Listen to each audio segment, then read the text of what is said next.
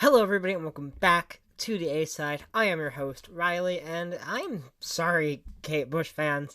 I kind of left you hanging with this one, The Dreaming. It's been a minute. I know I say that every reaction, but it has been genuinely quite a bit. I think I recorded this at the end of August. No. I recorded this at the beginning of August. When I got back from West Virginia, and is now the beginning of October when I'm recording this. So it's been like 2 months, and I sincerely apologize for that. I tend to start a project and then get interested in something else and go do that. Obviously, since there are so many unresolved halves of videos up on this channel. But I'm here to do part 2 of The Dreaming by Kate Bush. Of course, all 2,000 people who watched my reaction to Hounds of Love recommended me this album. Yeah, 2,000. That's happened 3 times now. 1 time is a fluke. 2 times is lucky. 3 times? That's a skill. Anyway, before we get started, go ahead and hit that subscribe button. It's free, and you can always unsubscribe later if you want. Now let's take a minute to talk about The Dreaming. In part 1, I was positive toward the album, yet very reluctant.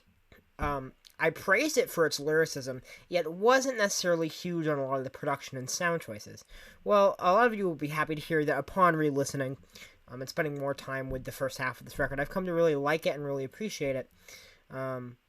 It's still not my favorite thing ever, but I think it's very unique, and I really like that about it. There's no other record that sounds like The Dreaming. I've gotten a lot warmer feelings toward it. It's definitely grown on me. Still think lyrically it's brilliant. It's so deeply fascinating and dark and even twisted in places. But I think musically it's grown on me a lot too. With the exception of Leave It Open, I think that song is a little too obtuse to enjoy, in my opinion. But some of the one of the biggest highlight for me on this record, I think, is the musically, is Kate's vocal performance on Sat in Your Lap. She absolutely knocks it out of the park. But I think her vocals and her acting are just phenomenal throughout the entirety of the record. And I'm excited to hear the second half. But before we get started, I just want to say that's kind of part of the kind of the downside of these reaction-style videos is it's a lot taken at once. I'm not always going to catch everything, and some people have trouble with the way I do these. Now, I just want you all to know, I'm not a reaction channel. Not a reaction channel. Reaction channels are people who sit here and react to media and add nothing except for the occasional laugh, shake of their head, or occasional comment of something. I'm a music critic. That's what I consider myself to be. I simply use the reaction format because people watch it. And people enjoy it. And I'm here to, I'm here to talk about music, but I'm also here to, entertain. And nobody cares about the other videos I do. So that's why I do reaction videos. I'm not a reaction channel. I'm a music critic who simply uses the reaction format. Very similar to someone like Brad Taste in Music. Because I know there are a lot of dime a dozen reactors on YouTube who just sit there and go, oh, I like that song. Next song. Oh, that's a good song. And don't give anything deeper than that. I am trying to be a music critic here, and that leads me into some of the comments I got. I just wanted to kind of let you know, I don't know if you realize necessarily the mental gymnastics that go into making a reaction video like this, because I'm listening to this for the first time and trying to formulate my opinions on it. So while recording myself, I'm trying to examine the lyrics and figure out what the lyrics are talking about, pull things out from there, and figure out what the song's about. I'm trying to pull things out that are going on musically. I'm trying to be a good critic and formulate opinions on those and figure out how to express those opinions while also trying to keep the video entertaining, while also trying to keep the video from going on for a year, while also needing to think about editing the video. So I'm trying to do all these things at once, so you're not always going to like the way I do things, and if you don't like my reaction style, and if you don't like the way I comment on this, I'm sorry. And I cut out a lot of the parts where I don't talk too. That was a really big thing people were talking about, that I cut out too much or talked over too much of the music. I cut out huge parts that I don't talk through for a couple of reasons. One reason is I don't want the video to be an hour long. No one wants to watch that. And furthermore, YouTube's copyright system is super strict. It's going to get blocked. It's going to get taken down if I just sit through the entirety of the song. So, sorry about you. If you want to hear the full song, listen to the song. You're not going to miss anything I say because I'm going to keep it all in. Anyway, with all of that spiel done, track 6, The Dreaming. Is that a fucking didgeridoo? Remember how I said this album was like unlike any other I had heard?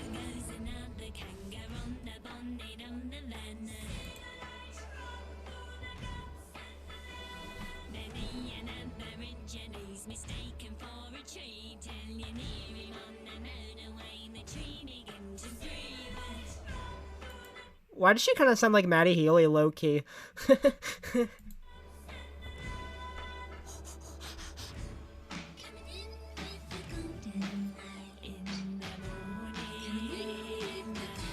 This is strange.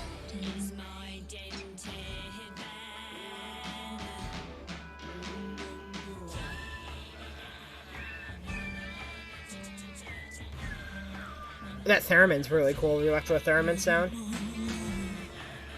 There's a lot going on in this song. It's very crowded, it's very busy, but in a good way. It's fascinating, it's unlike anything I've heard.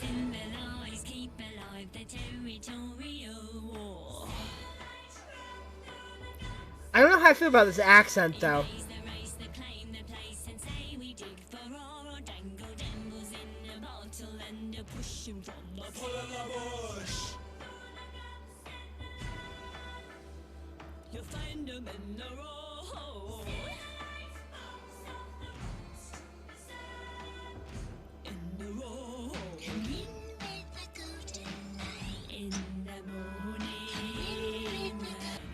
This is such a strange sounding song. The didgeridoo and the theremin and the weird noises she's making to the strange accent. All of it is so unlike anything I've ever heard before. It's so unique. But I really like that. I really appreciate that.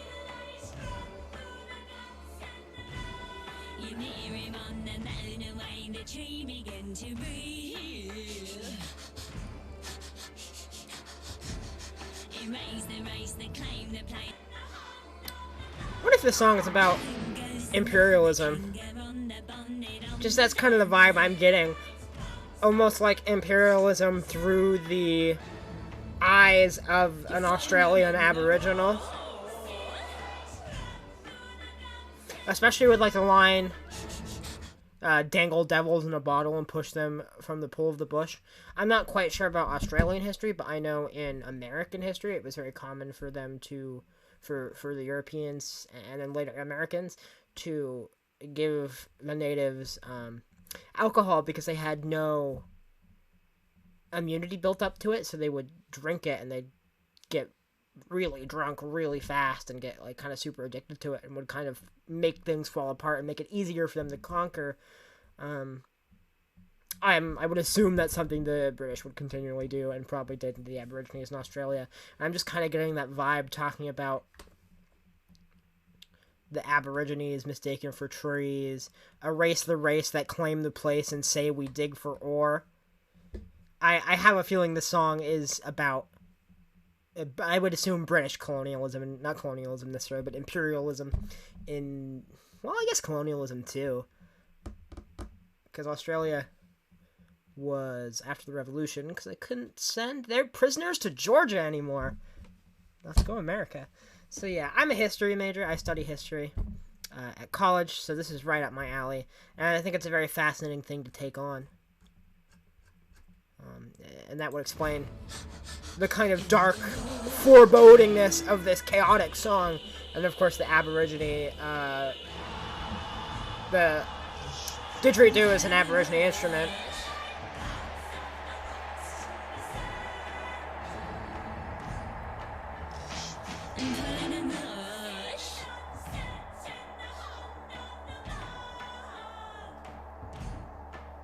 And of course, when I talk about these songs, know that it's just what I'm pulling out. It's my perspective. I'm not necessarily saying these songs are 100% about this, but this is what I'm pulling out from it. This is how I'm interpreting things. I could be completely off base. This could be about, like, fishing for all I know.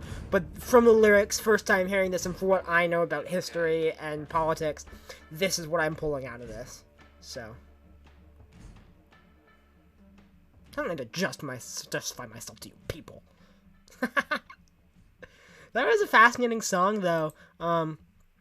Kate Bush proves she's an excellent actress once again, because she puts on this accent and steps into this character, and it's so obtuse and so strange, but she pulls it off. That's this whole record, though, is so obtuse, so strange, so unique, unlike anything you've ever heard. But she pulls it off, and the sound of the song was really interesting with the didgeridoo, and it was so chaotic with so much going on in the background. And the electro theremin that was on this track sounded great. I give that the green. Wonderful, wonderful song from Miss Bush for Dreaming. Next track on the album is entitled Night of the Swallow.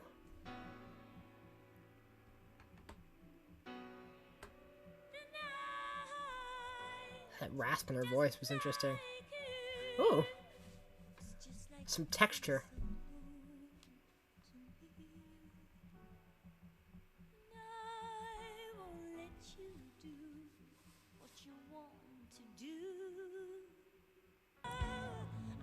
Ooh. Once again, those electro theremins make that kind of noise. I'm a sucker for that sound. It sounds so otherworldly, and I love it every time. It always adds such a level of, like, mysticism and mystery to the song.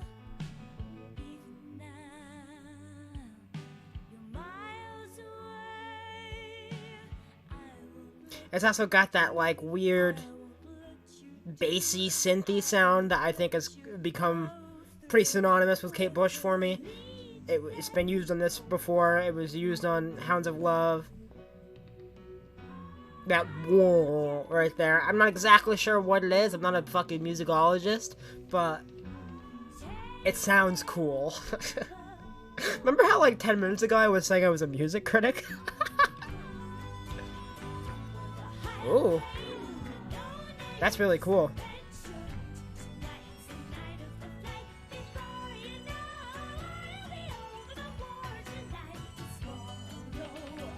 I like those piano stabs. Dun dun dun dun. Just puts an emphasis on the song, you know. Ba ba ba ba. It just feels like it's such like an accent to what she's trying to get across.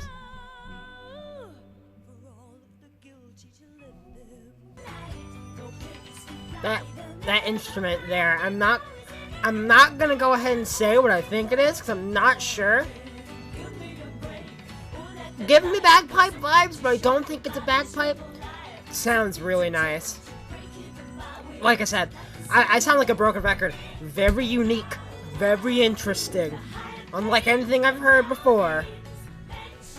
And what else am I gonna say about a record like this besides that? There's nothing I can, like, compare it to, and nothing I can draw off of, because, like, what the fuck else sounds like this? The answer is nothing. I need to stop swearing so much if I want to be monetized.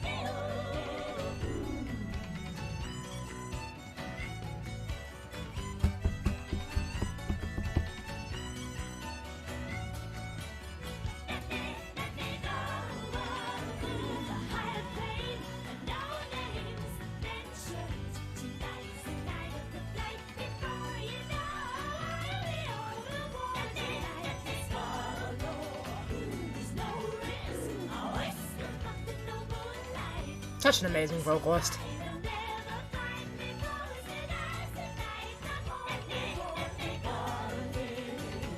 The let me go there, lining up with those piano stabs I was talking about earlier. I like that a lot. I don't know what this is.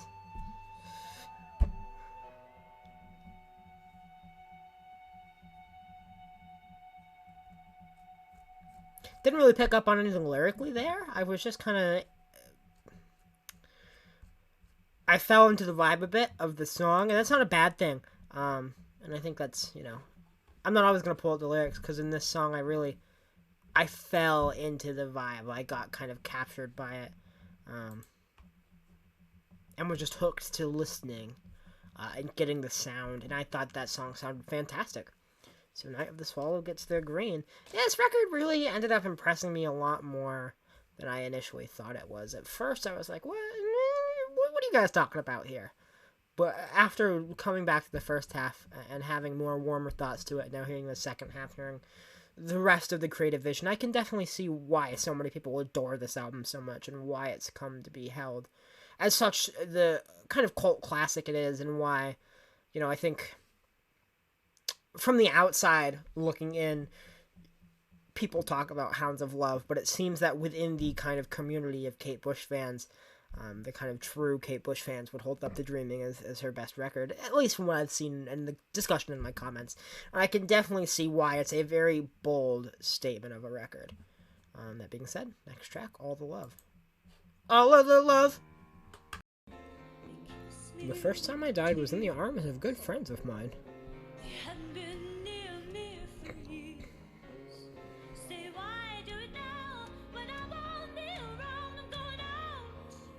Oh, she has such a powerful voice. But then can, into the instant, switch to this soft, somber, quiet whimper. She has such good control over her vocals and her character. Out of all the people I've reacted to on this channel, I feel as if Kate Bush is the best at getting into a character and really being an actress and getting a certain emotion or vibe across just in the way she sings, the way she enunciates, the way she controls her dynamics. I feel like she just really steps into it and takes you away from Kate Bush. It's not Kate Bush, it's who Kate Bush wants you to see, and that's so extremely interesting.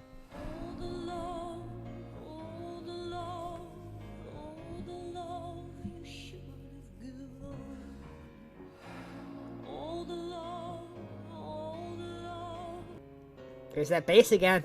Love that bass sound. At least I think it's bass. Once again, I'm not an expert on instruments.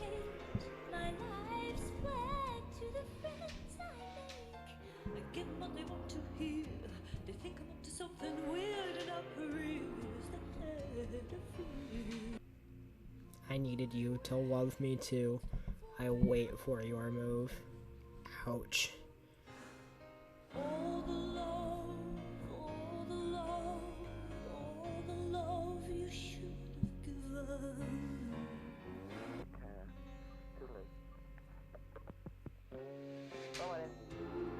So this song to me seems like the end of a relationship, or maybe not even a real, not a relationship that happened, but maybe Kate fell for this person and is now, thinking about what could have been if you would have just let me in. All the love we could have given to each other, how perfect we could have been, but instead you turned your back on me, rejected me, and now I'm left here alone, longing for you.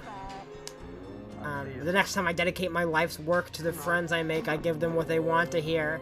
She's not going to be real, she's not going to be open anymore. Since this heartbreak, she's going to wall herself off, be distant, be cold. Real shit. And if you get it, you get it.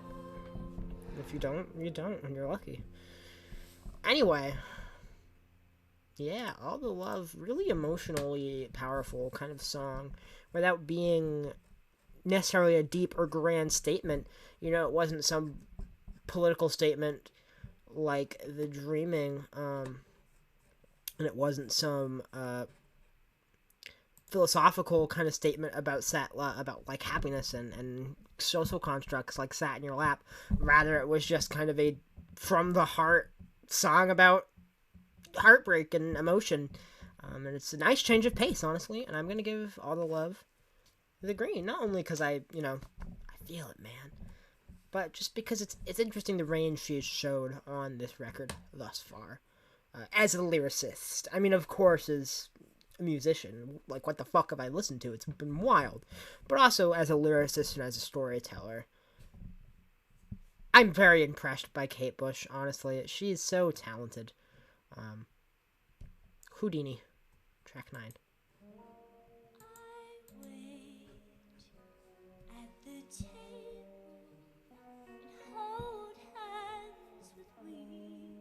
I wait at the table and hold hands with weeping strangers. It's really good imagery. Just immediately I pictured something in my mind, you know?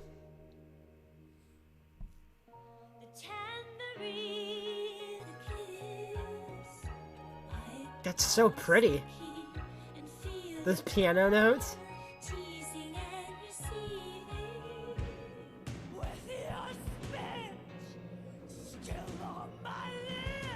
Wasn't expecting that. It just went from so beautiful to then these big drums and her, like, gurgling her words out of, like growling her words out.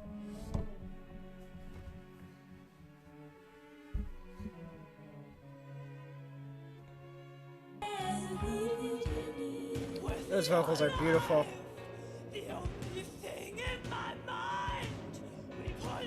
The song was all over the place, but once again, in a really interesting way, like, mood swings about this person. Like, it's got this sweet, kind of romantic string section, and it's got these kind of soft, beautiful moments. Then she goes, like, on a whim to screaming, "With your spit still on my lips!" You know, maybe kind of the highs and lows that you can experience when someone's fucking with your head. They make you feel wanted and needed, and then when they don't care, when they get bored, because they're just fucking with you, then you're angry, and then you're low. It's interesting. And I picked up a lyric over here. Where is it?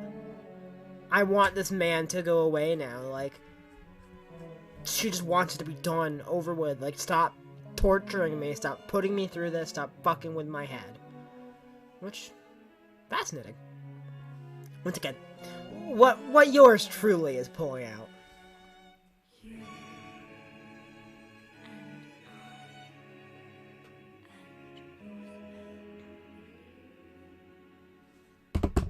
Alrighty, Houdini gets the green. Now, final track on the Dreaming. It's been like 3 months, and we're here. Get out of my house.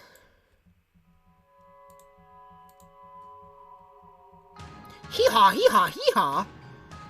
That's those drums, man.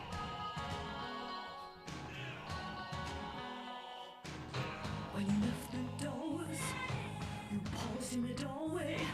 It's the West End stole you away. Or that bass like do-do-do, do-do-do, do-do-do. So I run into the hall, into the corridor. I like the call and response here. Those drums, man, are very powerful.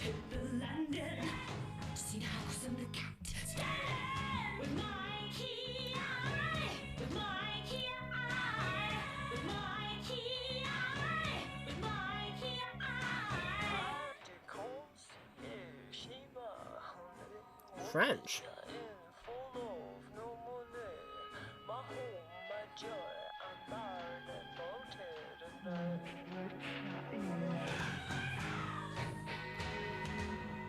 Oh, that guitar hit?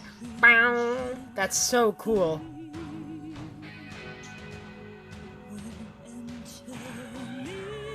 It's like, it is a standoff. That's what that guitar, like, reminds me of, like, a standoff.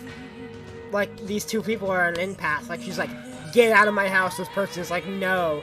And it's like in an old movie or something, and the guitar is, like, signaling this standoff. Kind of something like that.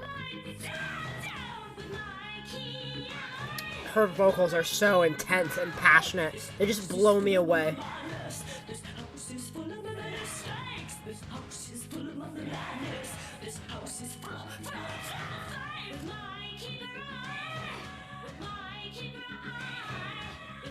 The song is filled with an anger and a fire to it.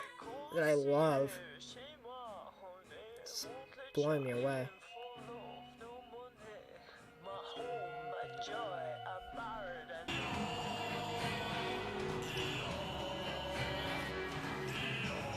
Is this a subtle way of calling him an ass?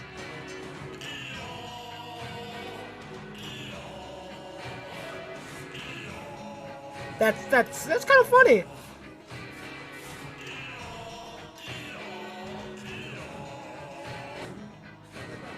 Alright. Yeah, I like that a lot.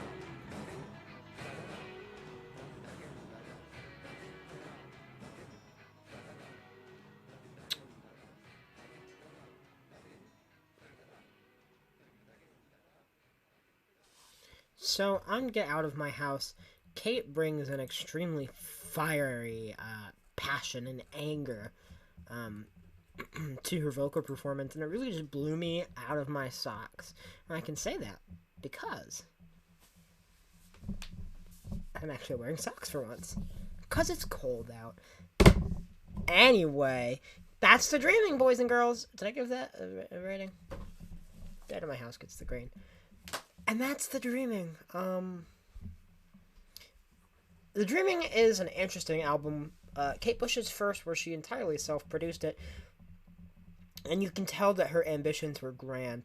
I think in a lot of ways, she saw her ambitions through. The Dreaming is a very unique album, one like no other, and Kate does some really cool stuff here. Every once in a while, I think it gets a little too obtuse and a little too experimental to necessarily want to come back to on a track like Leave It Open, but I think most of the time, it just serves as a really unique and interesting experience, and something very new, and sounds so fresh even, 40 years later? 82? That was 40 years ago, right? Some quick math. Sounds so fresh and unlike anything even 40 years later. But even without that, Kate is such an amazing vocalist who has such a unique voice, but also such a powerful voice. And one she can really inject her emotion into and really use as a tool to be an actress who can pull anything off.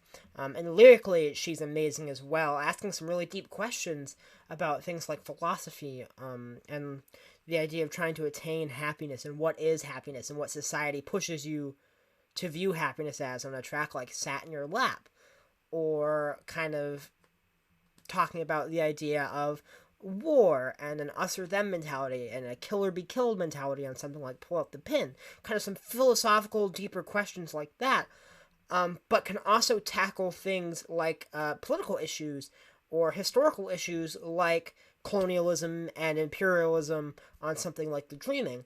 But she's also able to tackle her own emotions and her own heartbreak and experience with things like relationships and heartbreak and heartache on songs like All the Love, Houdini, and Get Out of My House. So she shows such big range on this 10-track album, both musically, lyrically, and vocally, and I think that's enough to blow me away. Kate Bush is extremely talented, and yeah, The Dreaming, I can see why many people consider it to be a classic and why many people consider it to be her best. I'm feeling an 8+ out of 10 on this record. What do you guys think of The Dreaming? Obviously, I know a lot of you love it. Let me know what you thought of this reaction. Let me know what you think of the second half of this record. Do you prefer the first half? Do you prefer the second half? Do you prefer this or Hounds of Love? Or another Kate Bush album? I'll tell you what, when I get to 400 subscribers, which is really close, I will do another Kate Bush album if you all want me to. Let me know which one to do, and I'll do it. Anyway, yeah, I enjoyed that. I had a good time. I always love doing these videos. Kate Bush, I don't get bored. I stay super engaged the whole time. Yeah, thank you all for watching, and I'll see you all next time.